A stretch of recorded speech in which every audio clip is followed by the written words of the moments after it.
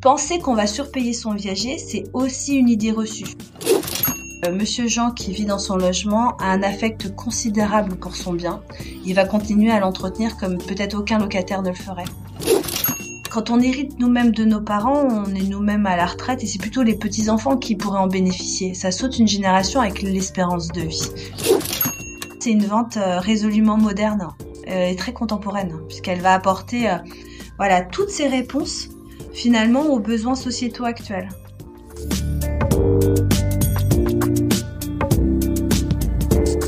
Bienvenue sur Discutons Immo, un podcast qui s'adresse à tous ceux qui veulent en apprendre davantage en immobilier, débutants comme confirmés.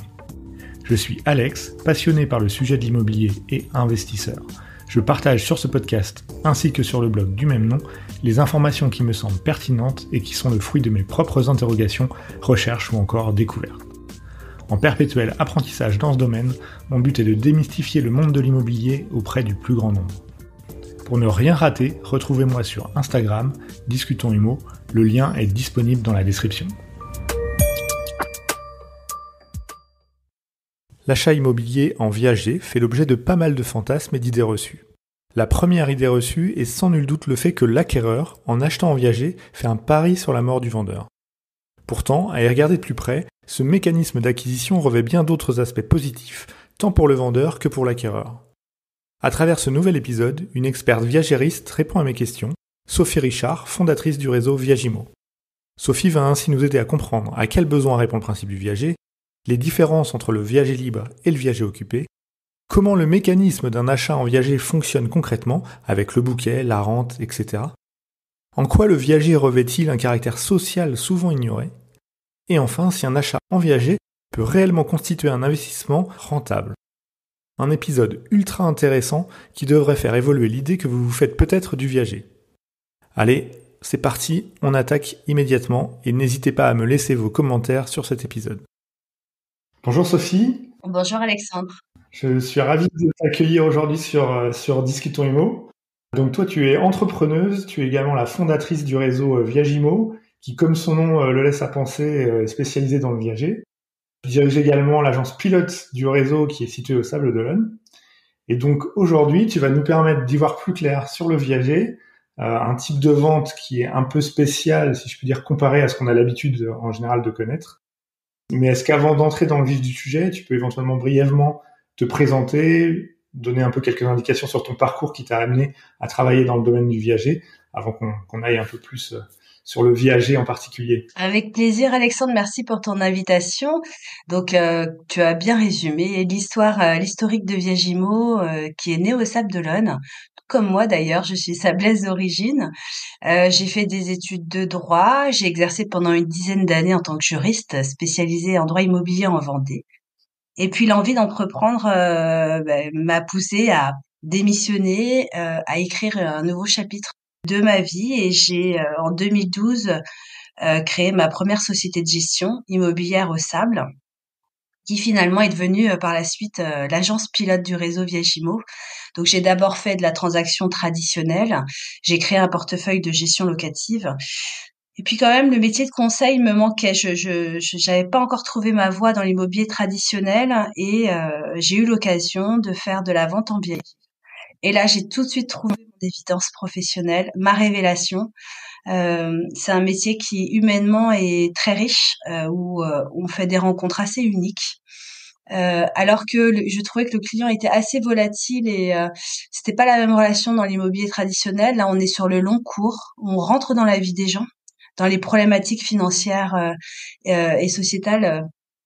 Donc c'est un métier qui m'a tout de suite attirée et puis c'est un métier qui intellectuellement est assez riche aussi puisqu'on va vraiment adapter une solution, on va vraiment la créer en fonction des besoins du vendeur et également du marché côté acquéreur. Donc j'ai trouvé mon évidence professionnelle et en 2015, j'ai décidé de me spécialiser 100% viager. Donc là, pour la deuxième fois, j'ai eu le droit à mais tu es folle, tu ne vivras jamais de faire que de la vente viagère. Et pour autant, j'ai cru en mes convictions et je me suis engagée pleinement dans cette force de conviction et d'intuition. Et je m'appelais le conseil en viager à l'époque. Et puis, dès la première année, j'ai triplé mon chiffre d'affaires. Donc, les convictions étaient fondées et j'ai continué comme ça. Et puis en 2017, je me suis dit, c'est bizarre, il y a plein de réseaux immobiliers traditionnels, mais en viager, il n'y a pas de franchise. Et là, je me suis dit, bon, bah, si personne ne le fait, je vais me lancer. Et j'ai appris encore un nouveau métier, celui de franchiseur, pour décider de franchiser mon concept. Donc, de dupliquer mon modèle économique local à l'échelle nationale, et le réseau Viagimo est né. Voilà, fin 2017. D'accord. Et aujourd'hui, combien d'agences dans le réseau? Une trentaine. Donc, ça fait en 5 ans une moyenne de 6 agences par an en moyenne. Donc, ce sont vraiment des agences qui sont ouvertes, qui commencent à générer du chiffre d'affaires. Enfin, pour certaines qui sont là depuis 5 ans. Et puis, ce sont vraiment 30 points de vente qui sont ouverts. J'ai 30% de mes agences qui ont ouvert un deuxième point de vente, voire un troisième point de vente. Et ça vaut tous les chiffres market. Finalement, voilà, les franchisés eux-mêmes renouvellent leur confiance dans la marque et dans le modèle économique. Ça, c'est une vraie force. Et j'ai une dizaine de candidatures en cours d'intégration. Donc, l'objectif, c'est de finir à 40, une quarantaine fin 2023. D'accord. Et on est présent également dans les DROM-TOM en Guadeloupe. Donc, on est depuis la création du réseau, on a eu alors faut que je retrouve, enfin que je revérifie le chiffre exact, mais de mémoire c'est 840, 850 demandes de candidature depuis la création du réseau. Et c'est vrai que Viagimo a la chance d'avoir une belle couverture média. On est présent dans pas mal de médias, que ce soit télé, radio et presse, print, ce qui fait que ça génère beaucoup d'appels entrants B2B, donc pour les candidats. Et ça nous fait une belle notoriété. Pour autant, tous les contacts ne sont pas qualifiés. Et je suis vraiment dans une démarche de croissance raisonnée, c'est-à-dire de trouver les bonnes personnes qui seront fidèles, qui resteront dans le réseau et de les accompagner pour ouvrir justement ce deuxième et troisième point de vente. Donc, je suis très attentive à la sélection des candidats en amont. Donc toutes les agences au niveau national France. Je sais même pas d'ailleurs si le viager existe à l'étranger aussi ou si c'est quelque chose d'assez franco-français. Alors, il faut en fait se rapprocher un petit peu de synergie, enfin de droits similaires. Donc oui, il y a certains, le modèle peut être transposé effectivement à l'international. On m'a sollicité pour le faire. Donc c'est à l'étude, voilà. Pour des droits similaires, donc faut vraiment être sur du droit latin, parce que déjà dupliquer un modèle économique local à l'échelle nationale, c'est une chose, puisque les régions étant différentes, les us et coutumes également, même si on est sur du droit immobilier français, matrimonial, patrimonial, il n'en demeure pas moins que le marché immobilier local est différent d'une ville à une autre, je dirais même. Donc d'un pays à un autre, voilà, c'est encore plus complexe puisqu'il faut s'assurer que le droit du sol est similaire, les régimes matrimoniaux également, le droit des contrats également. Donc voilà, c'est tout un univers juridique qu'il faut maîtriser quand même avant de se lancer. Non, bien sûr, oui, ça paraît logique. Alors, si on revient un petit peu sur le fonctionnement du viager en lui-même, euh, en fait, est-ce que tu peux nous expliquer un petit peu finalement qu'est-ce que le viager et à quels besoins ça répond exactement? Comme je te l'indiquais, c'est un métier qui est riche intellectuellement parce qu'on a un terrain de jeu incroyable. En tant qu'expert viagériste, on va être amené à conseiller, renseigner des particuliers et on va lui proposer différents types de viagers en fonction de ses besoins. Donc le viager, c'est avant tout une vente immobilière, donc qui est régie par voilà le droit immobilier et le droit des contrats de manière générale, et qui aura des particularités quant aux conditions et au prix. Donc on va retrouver comme dans la vente traditionnelle un vendeur et un acquéreur qu'on appellera un crédit rentier pour le vendeur et un débit rentier pour un acquéreur. Tout simplement parce que le crédit rentier, c'est le créditeur, celui qui va recevoir une somme d'argent. Et le débit rentier, c'est comme un débiteur pour une banque. C'est celui qui doit quelque chose. Donc on va mettre en relation un vendeur et un acquéreur. Euh, on va avoir un bien immobilier, ça sera l'objet de la vente, une maison, un appartement, tout peut se vendre en viager, un terrain, un parking, un potager, mais généralement c'est un appartement ou une maison. On va mettre en relation donc un vendeur et un acquéreur autour d'un bien immobilier. On va proposer principalement deux types de viagers, le viager occupé et le viager libre. Le viager occupé est le plus connu, il représente environ 85% des transactions aujourd'hui. Comme son nom l'indique, le vendeur fait le choix de rester vivre dans son logement autant de temps qu'il le souhaite. Et l'acquéreur, lui, va pouvoir bénéficier d'une décote d'occupation, c'est-à-dire que le fait que le vendeur reste vivre chez lui, l'acquéreur achètera le bien moins cher. C'est comme si, et quand on a compris ce principe-là, on a tout compris du viager occupé, c'est comme si l'acquéreur va bénéficier d'une décote de loyer théorique qu'il ne va pas percevoir. C'est-à-dire que Monsieur Jean va rester vivre dans sa maison. On estime qu'il y a une valeur locative de 500 euros. Ben, c'est 500 euros multipliés par X années d'espérance de vie de Monsieur Jean. Ça va nous donner un loyer théorique global et on va décoter le bien immobilier de ce loyer théorique. L'avantage pour un acquéreur, c'est qu'il achète un bien décoté dès le départ, c'est qu'il achète avec des frais notariés bien plus faibles puisqu'on va le calculer sur cette valeur occupée et pas sur la valeur vénale. L'avantage pour lui, c'est qu'il ne touche pas de revenus fonciers, donc il n'a pas de pression fiscale comme on peut l'avoir avec la fiscalité sur les loyers. Et puis ceux qui sont soumis à l'IFI, ils ne vont déclarer que la valeur occupée. Et sans parler du fait, et beaucoup d'acquéreurs recherchent ça, c'est qu'il n'y a aucun tracas locatif. C'est-à-dire que Monsieur Jean, qui vit dans son logement, a un affect considérable pour son bien. Il va continuer à l'entretenir comme peut-être aucun locataire ne le ferait. Donc très souvent, la partie du prix versée à la signature chez le notaire qu'on appelle le comptant, ben, va servir à se faire une nouvelle terrasse en bois, changer la baignoire en douche, changer des ouvertures, voilà, pour qu'il y ait un confort de vie pour le vendeur. Donc c'est vrai que le viager occupé va correspondre à des investisseurs, des personnes qui n'ont pas besoin de vivre dans ce logement et qui vont vouloir acheter de l'immobilier parce que ça reste la valeur refuge et la valeur tangible pour tous les Français. Et ils vont faire le choix d'injecter leur économie dans la pierre, mais de manière raisonnée, échelonnée dans le temps. C'est-à-dire qu'ils ne vont pas verser la totalité du prix tout de suite, mais ils vont le verser sous forme d'un bouquet et d'une rente viagère. Ils vont l'acheter de manière décotée, sans recours à l'emprunt. Et on sait qu'en ce moment, l'emprunt est très compliqué pour beaucoup. Et puis, ils vont voilà éviter la pression fiscale et puis les tracas locatifs. Donc ça, c'est le viager occupé. Le vendeur reste vivre chez lui et l'acquéreur, lui, investit.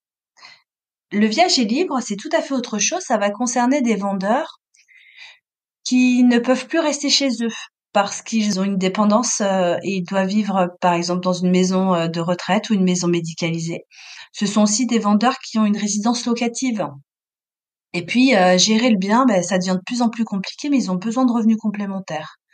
Ou ça va être une résidence secondaire. Ils se rendent compte qu'ils n'y vont plus si souvent, que les charges s'accumulent, la taxe foncière, les charges de copropriété, et que voilà, il serait plus intéressant financièrement pour eux de vendre en viager libre.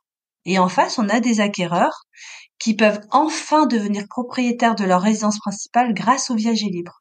Donc là, on va vraiment s'adresser à des personnes qui doivent accéder à la propriété pour leurs besoins personnels, pour y vivre.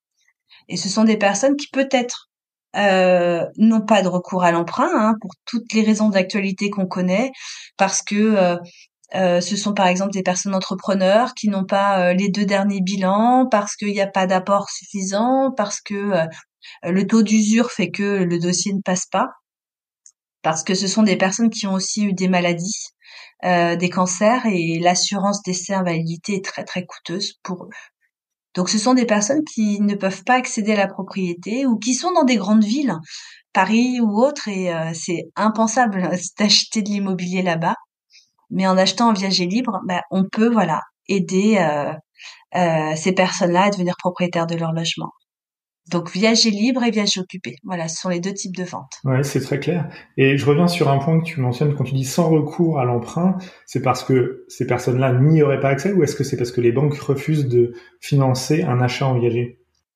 Alors les deux, j'ai rencontré des personnes qui avaient un très très bon salaire, hein, qui étaient entrepreneurs, qui étaient dans le libéral, dans le médical, et qui avaient investi très lourdement, c'est notamment un dentiste, dans des équipements très coûteux.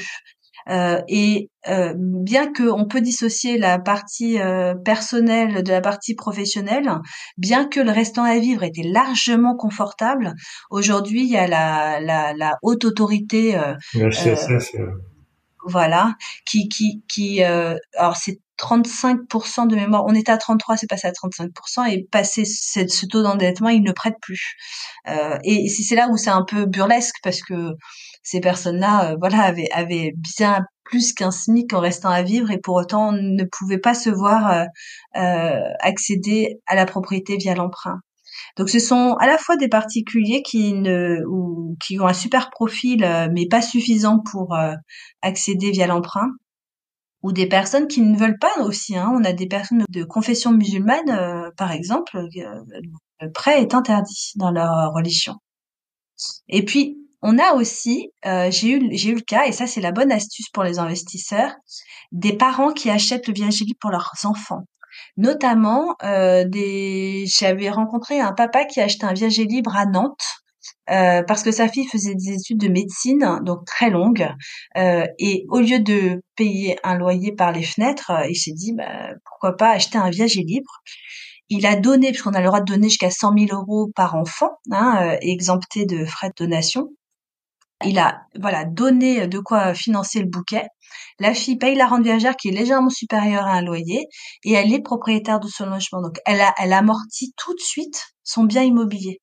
Et ça, c'est très intelligent c'est un beau coup de pouce dans la vie pour ses enfants, pour les accompagner. Et c'est surtout un loyer qu'on ne jette pas par la fenêtre. Et alors, si on revient sur le mode de calcul, donc si j'ai bien compris, lorsque on souhaite vendre en viager, donc il y a une estimation du bien qui est faite, je vais dire comme une transaction habituelle, si ce n'est que on prend qu'une partie en compte du prix pour un paiement immédiat de ce montant. On tient compte d'une décote donc qui tient compte de l'âge de la personne et de son espérance de vie notamment. Et on détermine sur cette base-là un montant qui sera reversé chaque mois au vendeur. C'est bien ça, hein? Oui, c'est exactement ça. Donc, le prix va être payé de deux manières.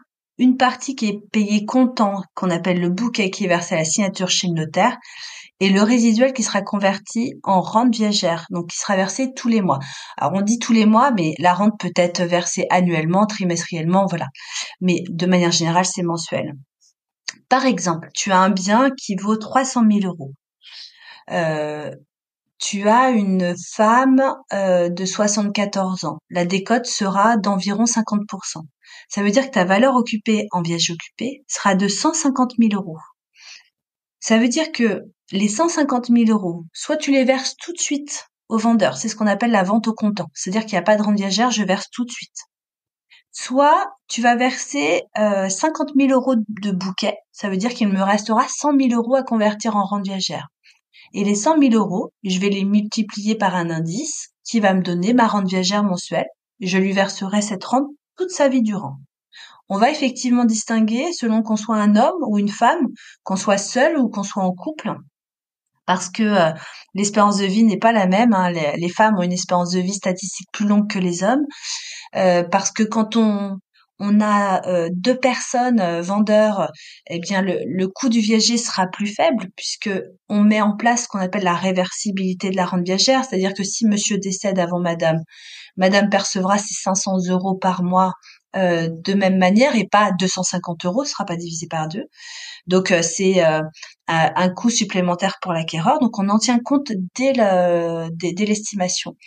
Penser qu'on va surpayer son viager, c'est aussi une idée reçue, parce que le viager est bourré d'idées reçues, au-delà des tabous. Et encore les tabous, ça y est, on arrive, ils ont la peau dure, mais on arrive à les balayer, parce qu'il y a de plus en plus de médiatisation, parce que tout ce qu'on ne connaît pas fait peur, et c'est bien normal. Donc plus on en parle, plus les gens prennent le temps de s'y intéresser en disant ah oui, effectivement, ça peut m'intéresser, et c'est pas du tout ce que je pensais. Donc un acquéreur va verser ce bouquet, puis une rente viagère toute la vie durant. On tient compte de l'espérance de vie actualisée des vendeurs. C'est pour ça qu'on ne va jamais surpayer un viager en viager occupé. Pourquoi? Parce que dans mon exemple, j'ai 150 000 euros qui ont été décotés dès le départ. Ça, c'est acquis. je vais calculer mon viager sur une valeur occupée de 150 000 euros. Mes frais d'acte, mes frais de notaire sont calculés sur 150 000 euros. Donc là, j'ai pas loin de mémoire 10 000 ou 12 000 euros d'économie. Parce que j'ai pas besoin d'avoir recours à l'emprunt. Donc je vous invite à regarder un tableau d'amortissement. On pense qu'emprunter coûte pas cher, mais quand on regarde sur 20 ans ou 25 ans, le coût de crédit est quand même bien marquant. Et puis, la personne qui est soumise à l'IFI, par exemple, ne va déclarer que 150 000 euros en base imposable et pas 300 000 euros. Donc, ça peut lui éviter d'être soumis à cette taxe. Donc, le bien, si par exemple l'espérance de vie est d'une vingtaine d'années pour mon vendeur, il faut pas oublier que peut-être que si mon vendeur dépasse son espérance de vie statistique, par exemple, elle a une espérance de 17 ans et elle vit 19 ans. Donc mes 150 000 euros, oui, effectivement, peut-être que je vais payer 170 000 euros. Mais pour autant, j'aurais jamais payé 300 000 euros de ma valeur vénale. Au bout de 17 ans, mes 300 000 euros, il y a une inflation immobilière en moyenne entre 1% et 3%, voire plus dans certaines régions. Donc on voit bien que je ne vais jamais surpayer mon viager, ce n'est pas possible. Voilà, ça c'est le viager occupé. C'est vrai que ça, c'est une idée reçue, parce qu'on se dit, bon, si la personne dépasse son espérance de vie, finalement, ça devient plus forcément, entre guillemets, intéressant, même si c'est pas le seul critère pour acheter un viager, mais de l'acheter sous cette forme plutôt que d'acheter classiquement. Oui, et c'est normal de se poser cette question. Après, rien de mieux que les chiffres. Donc, quand je reçois, par exemple, ou mes agences reçoivent un acquéreur, l'objectif, c'est de faire toutes ces étapes de calcul avec cette personne pour qu'elle comprenne. Et très souvent, moi, j'ai des acquéreurs qui me disent, oh, mais il y a un loup. Enfin, c'est super intéressant. Pourquoi personne n'en fait?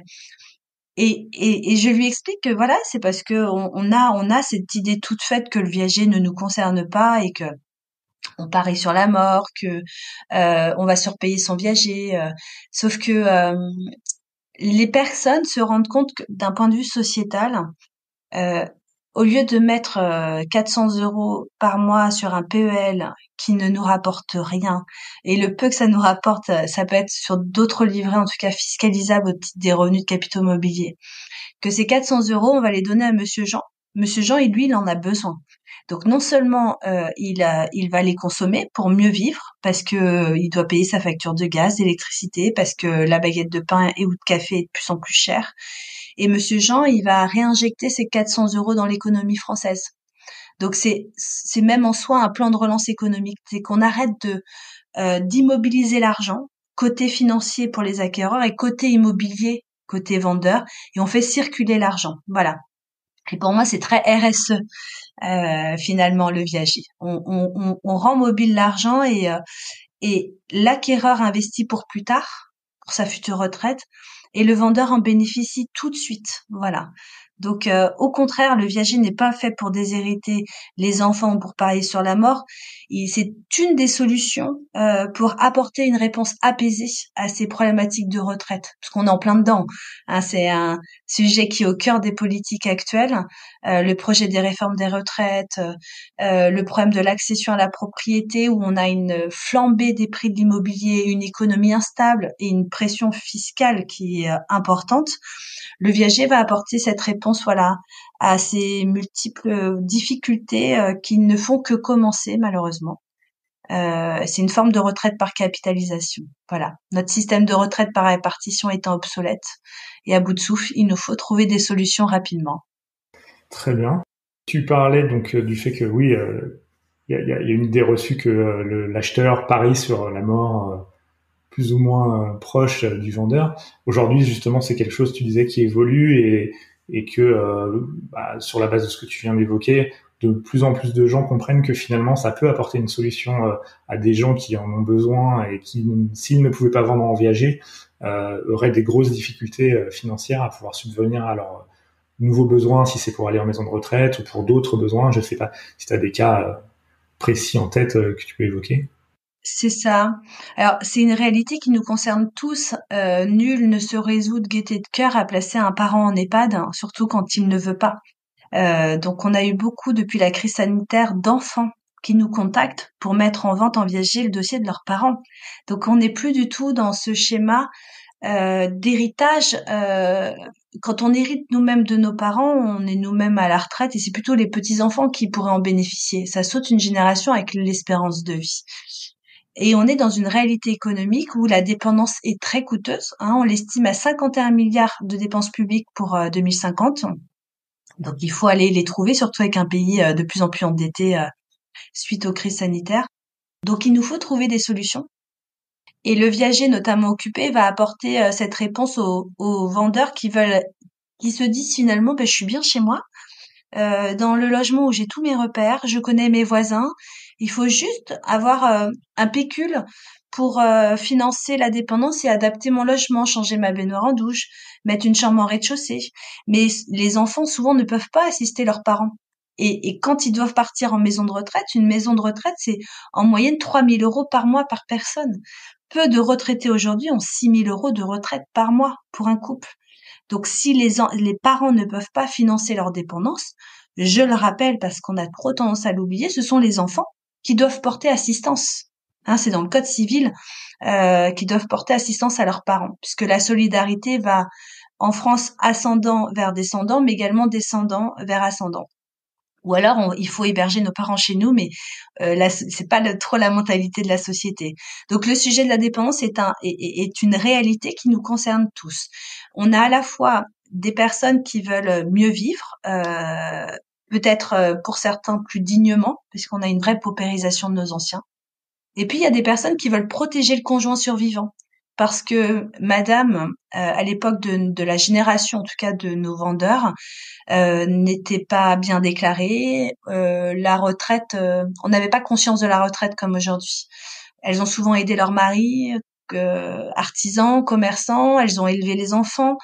Elles ont eu des séquences de travail très découpées. Donc, s'il arrive quelque chose à monsieur, madame, si elle veut rester dans le logement avec le même montant de charge, ne pourra pas obtenir la reversion de la rente, enfin de la retraite est assez compliqué, alors qu'une réversibilité de rente viagère lui assure d'avoir un confort financier. Et puis il y a les seniors qui veulent aider leurs enfants de leur vivant, et ils vont donner tout ou partie du bouquet à leurs enfants. Parce que c'est aujourd'hui, voilà, on a besoin de l'aide précieuse de nos parents, peut-être aujourd'hui, à 40 ans, voilà, entre 35 et 45 ans, 50 ans. Donc, sans parler du plaisir pour les parents de donner de leur vivant aussi à leurs enfants et pas d'attendre un héritage, une succession qui des fois est très conflictuelle. Voilà. Et les parents ne veulent pas laisser de problématiques entre les frères et sœurs. Ils veulent organiser la succession, aider de leur vivant et puis vivre plus sereinement également leur retraite troisième et quatrième âge pour eux. C'est ça le viager. D'accord. Ça semble apporter pas mal de solutions, en effet. Oui, qui date. C'est vrai que le viager, c'est une solution ancestrale hein, qui date du temps des Romains, et pour autant c'est une vente résolument moderne et très contemporaine, puisqu'elle va apporter voilà toutes ces réponses finalement aux besoins sociétaux actuels. Je souhaitais revenir sur un peu le mode de fonctionnement du viager. Donc, si on revient sur cette rente viagère qui est versée régulièrement, cette rente, elle est indexée sur un indice particulier ou puisque j'imagine que dans le temps, forcément, il peut y avoir comme en ce moment des phases d'inflation importantes et la rente se retrouverait assez dévalorisée si elle n'était pas indexée sur, par exemple, ce type de choses. Comment ça se passe exactement? Tout à fait. Pour tenir compte de l'inflation, la rente est indexée sur le coût de la vie. Donc, comme pour, par exemple, les loyers, pour les baux d'habitation, sera indexé sur l'IRL, l'indice de référence des loyers, comme les locaux commerciaux sur l'indice du coût de la construction, la rente viagère, elle sera indexée sur le coût de la vie. Donc, c'est assez simple à faire. C'est à la date anniversaire du contrat. On revalorise à la hausse ou à la baisse, parce que la rente viagère a déjà connu des baisses. Enfin, l'indice d'indexation a déjà connu des baisses. Et puis, on indexe comme ça à la date anniversaire du contrat. D'accord. Et toujours question pratico-pratique, qu'est-ce qui se passe si l'acquéreur, par exemple, décède finalement avant le vendeur? C'est ses héritiers qui... Alors ça, oui, c'est une très bonne question. Euh, Quand on a une succession, les héritiers, donc le notaire va recenser le passif et l'actif successoral. Ça veut dire que là, d'un point de vue concret, on aura en actif le bien immobilier, du support du viager. Et en passif, on aura la rente viagère. Donc, si les héritiers acceptent la succession, ils devront reprendre en lieu et place le paiement de la rente viagère. Donc, ce qu'on conseille aux acquéreurs, c'est de mettre en place une solution d'assurance, assurance vie, ou rente d'éducation. Voilà, enfin, il existe plein de choses. Il faut se rapprocher de son gestionnaire de patrimoine ou de son assureur. Pour sécuriser voilà le paiement de la rente viagère, de laisser par exemple une somme suffisamment importante au comptant aux héritiers pour qu'ils puissent voilà sereinement payer la rente viagère. Mais il y a quand même une souplesse qui est apportée dans les contrats, c'est-à-dire que les héritiers peuvent revendre à tout moment le viager, c'est-à-dire se substituer à un autre acquéreur. Donc on essaye de prévoir enfin pas on essaye, on prévoit toutes les dispositions, toutes les situations que pourrait rencontrer le viager pour que les parties soient le plus sereines parce que c'est un contrat dans le temps. D'où l'importance de se rapprocher d'un expert viagériste parce que c'est une vente qui ne s'improvise pas.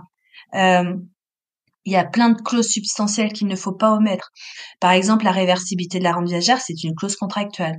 Les garanties pour sécuriser le vendeur du bon paiement de la rente viagère, la clause résolutoire et l'hypothèque légale spéciale du vendeur, ce sont aussi des clauses contractuelles et pas des clauses dites légales. Une clause légale, ça veut dire que même si on l'oublie, voilà, elle s'impose par la loi. Quand c'est une clause contractuelle, ça veut dire que si elle n'est pas mentionnée dans l'acte, le vendeur n'aura que ses yeux pour pleurer en cas d'impayé de rente viagère. C'est de prévoir le sort ce fameux droit d'usage et d'habitation, le fait de rester occupé dans le logement. Comment j'occupe le logement? Comment est-ce que je peux abandonner ce DUH, ce droit d'usage et d'habitation? Est-ce que j'ai un délai de prévenance? On augmente la rente viagère si je remets les clés, de combien? Voilà, donc toutes les modalités doivent être prévues. Si par exemple mon acquéreur se retrouve avec un vendeur qui devient Alzheimer, et ce vendeur n'a pas de famille, voilà, c'est vraiment prévoir toutes les situations pour pas que le logement reste fermé pendant 2 ans, 3 ans, où on sait que ça, voilà, les équipements et le bâti s'abîmeraient. Donc il faut absolument tout anticiper. Et ça, c'est le rôle de l'expert viagériste, d'encadrer juridiquement le contrat. Donc là, si je te suis bien sur les différents cas que tu as évoqués, déjà si je reviens sur celui de la succession, donc si jamais les héritiers refusent la succession, qu'est-ce qui se passe par contre pour le vendeur, il récupère son bien ou... Oui, voilà, il retrouve la propriété de son bien. Il ne faut pas oublier que c'est une vente immobilière, le viager. Ça veut dire que quand on passe chez le notaire, l'acte authentique, l'acte définitif de vente, il y a un transfert de propriété qui s'opère. Donc, des fois, l'acquéreur dit je serai propriétaire qu'au décès du vendeur. Non, l'acquéreur est bien propriétaire dès la signature de l'acte, mais il n'en aura la jouissance en cas de viager occupé qu'à l'extinction du droit d'usage et d'habitation qui est réservé au vendeur. C'est un petit peu comme en droit bancaire. La banque va vous financer votre emprunt. C'est bien vous qui êtes propriétaire de votre logement avec une dette, voilà, à devoir à la banque. Mais il y a bien un transfert de propriété qui s'opère. Et tu parlais d'une clause résolutoire, j'en déduis que, pareil, si l'acquéreur arrête de payer sa rente viagère, j'imagine des conditions précisées dans ce fameux contrat, le bien revient à nouveau au vendeur si l'acquéreur ne paye pas ses rentes viagères. Oui, alors, donc euh, il y a la partie théorique et la partie réelle. Donc, il faut quand même, nul ne peut se faire justice soi-même, hein, ça c'est le code qui nous l'indique. Ça veut dire qu'il faut quand même passer par un juge qui va prononcer la clause résolutoire si la clause résolutoire est bien prévue dans l'acte, encore une fois. À la différence d'un rapport locatif où l'expulsion est très très compliquée, c'est-à-dire que le juge va diligenter une enquête sociale. Il va regarder s'il y a des enfants, pourquoi il y a une dette, est-ce que monsieur a perdu son emploi, ou il va accorder voilà un plan d'apurement de la dette et des délais. Il fera en sorte de ne pas prononcer d'expulsion, ou en tout cas de trouver toutes les solutions possibles pour rétablir une situation. Ce qui n'est pas le cas en viager. S'il y a une dette constatée par un huissier de justice, s'il y a la clause résolutoire qui est prévue dans l'acte, le juge va, si la clause est bien rédigée, parce que bon nombre de jurisprudences a pu annuler la clause résolutoire parce qu'elle a été mal rédigée, le juge va pas interpréter la clause, il va la prononcer. Donc ça veut dire que voilà, il y a une résolution. Maintenant, l'acquéreur qui est en situation d'impayé aura quand même 1 mois, 2 mois, 3 mois pour rétablir la situation. Enfin, c'est pas manu militari, hop, on arrête tout. Voilà, il y a quand même un encadrement juridique, et heureusement, parce que l'objectif, il peut y avoir des petits ratés. Il faut pas que ça se répète, et en tout cas, il faut que ce soit régularisé, il faut que la dette soit régularisée rapidement. Et j'ajoute, le réseau Viagimo assure également la gestion viagère. Donc, la gestion viagère, c'est comme en gestion locative, on sera l'intermédiaire entre le vendeur et l'acquéreur. Ça veut dire que s'il devait y avoir des impayés, des retards, c'est certain que de recevoir une lettre de mise en demeure d'un professionnel est peut-être plus impactant que d'un particulier, somme toute, enfin, une personne assez âgée qui n'osera pas, voilà, mettre un terme à ces retards répétés. Donc, nous sommes là également pour assurer que les obligations soient bien respectées de part et d'autre. D'accord. Il n'existe pas encore d'équivalent de la GLI, des locatifs classiques pour les usagers. Alors, la GLI serait tout à fait possible, mais comme pour toutes les assurances, c'est une histoire de volumétrie pour que ce soit rentable. Donc, bientôt, peut-être. En tout cas, il faut qu'il y ait une masse importante. Voilà. Mais en tout cas, il y a des assurances impayées qui peuvent être mises en place, hein. C'est pas un souci, hein. Ça existe déjà. Et tu parles de volume, justement. Quel est le volume finalement de transactions réalisées en viager par rapport on va dire, aux gros millions de transactions immobilières qui ont lieu à peu près chaque année, pour se rendre compte un petit peu. Alors, on trouve un peu de tout. On trouve un peu de tout sur Internet. On va trouver que les ventes en viager seraient de 1% des transactions traditionnelles. Maintenant, on n'a pas de chiffre exact, ce qui est assez dingue d'ailleurs, parce qu'on a une data de dingue en France. Et c'est assez simple, j'imagine, parce que tout est authentifié par acte notarié, donc ils peuvent recenser assez facilement et peut-être cocher quand c'est du viager. Donc je pense qu'on pourrait mieux, peut-être que ça va me dire, mieux arbitrer notre data. Mais en moyenne, les agences du réseau font entre 20 à 30 ventes par an. Voilà. 20 à 30 ventes par an, ça dépend des régions. Forcément, à Paris, le volume des transactions sera plus faible, mais le panier moyen sera beaucoup, beaucoup plus élevé. On a des biens en valeur vénale qui vont de 80 000 euros, par exemple, j'ai une de mes agences qui a fait 8 millions d'euros, qui a vendu un bien à 8 millions d'euros. Donc, voilà, on a un grand écart en fonction des biens, des zones géographiques. Ok, ouais, donc on est sur à peu près 1% du volume. Mais c'est vrai que, comme tu dis, on a beaucoup de données avec notamment le DVF, mais il n'y a pas de champ Mmh. dans ces données qui permettent de déterminer que c'est une vente viagère, et j'imagine que ce serait pas forcément très compliqué en effet pour le notaire d'avoir une Ben case à non, cocher pour dire que c'est une vente viagère, et ça figurerait dans les données qui sont c'est mises à ça. disposition, c'est vrai. C'est ça, il faut faire remonter l'information à la Chambre nationale des notaires. Bon, j'en ai déjà parlé, mais voilà, il faut qu'ils en aient envie. En effet. Très bien. Est-ce que tu vois des choses supplémentaires peut-être à ajouter à ce qu'on a déjà dit sur le viager qui serait important de préciser? Écoute, que le viager a le vent en poupe, ça c'est certain. Qu'il faut faire attention avant de se lancer dans une vente en viager, d'être bien accompagné. Dans l'immobilier, on a plusieurs secteurs professionnels et chacun a sa spécialité. Par exemple, euh, un, un transactionnaire qui fera de la vente traditionnelle de l'immobilier, ça reste un pan de l'immobilier.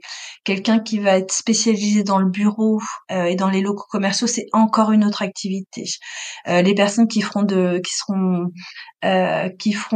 la gestion, c'est encore un autre métier, comme le syndic. Et le viager, c'est encore un autre métier. Donc c'est vrai qu'on a de plus en plus d'agents immobiliers qui se lancent sur l'activité du viager. Néanmoins, pour le voir au quotidien, c'est pas juste la recherche d'un bien, c'est un contrat dans le temps. Donc acquéreur et vendeur doivent vraiment bien être accompagnés parce que ce n'est pas que de la transaction. C'est tout ce qui va, tout l'écosystème qui va rayonner autour de la vente en viager. Et il faut vraiment, voilà, être avec un spécialiste parce que c'est un métier qui ne va pas s'improviser. Ou alors, l'agent immobilier pourrait voir sa responsabilité professionnelle engagée. Surtout qu'on est face à un public dit vulnérable, hein, une personne âgée, voilà, déjà on est un professionnel face à un consommateur, donc la loi est très protecteur du consommateur et à juste titre. Mais ce consommateur est en particulier une personne voilà âgée et dont le consentement pourrait vite être vicié. Donc il faut s'entourer de toutes les précautions d'usage et faire attention. Très bien. Et alors, si quelqu'un veut approfondir encore un peu plus le sujet, je crois que sur le site de Viagimo, on peut trouver un guide notamment qui permet d'avoir peut-être encore plus d'informations que ce que tu as pu nous donner aujourd'hui. Tout à fait. Alors plusieurs choses, Alexandre. Il y a à la fois le guide pratique du viager qui est téléchargeable gratuitement sur le site internet de Viagimo, viagimo.fr. Il y a également sur la chaîne YouTube de Viagimo plein de tutos, une vingtaine. Pourquoi acheter, pourquoi vendre, les précautions, les garanties. Donc pas mal de choses. Également dans le dossier de presse, il y a toute l'actualité média avec plein d'articles qui ont été faits où Viagimo a participé dans Le Monde, Le Figaro, Les Échos, ou la radio RTL, Europe 1, ou la télé, TF1, France Info, BFM, ce qui permet aussi voilà d'avoir différentes sources d'informations pour ceux qui sont plutôt lecture ou podcast ou vidéo et encore une fois sur le site il y a les coordonnées, donc on peut nous appeler au siège et on redirigera vers l'agence locale la plus proche pour se faire accompagner, et en tout cas dans un premier temps pour une estimation en viager et répondre à leurs questions, le cas échéant. Ben écoute, on mettra tous ces liens dans la description de l'épisode pour que les gens puissent facilement vous contacter ou te contacter sur le site. Parfait, super. Bon, ben merci beaucoup Alexandre. C'est moi qui te remercie. Et puis à bientôt peut-être. À très bientôt Sophie, merci. Au revoir. Et voilà, cet épisode s'achève. N'hésite pas à laisser un commentaire ou me faire part de tes questions sur ce qui s'est dit dans cet épisode. Si tu as apprécié le contenu proposé dans ce podcast, je t'invite également à me laisser un avis sur ta plateforme d'écoute, Apple Podcast ou Spotify.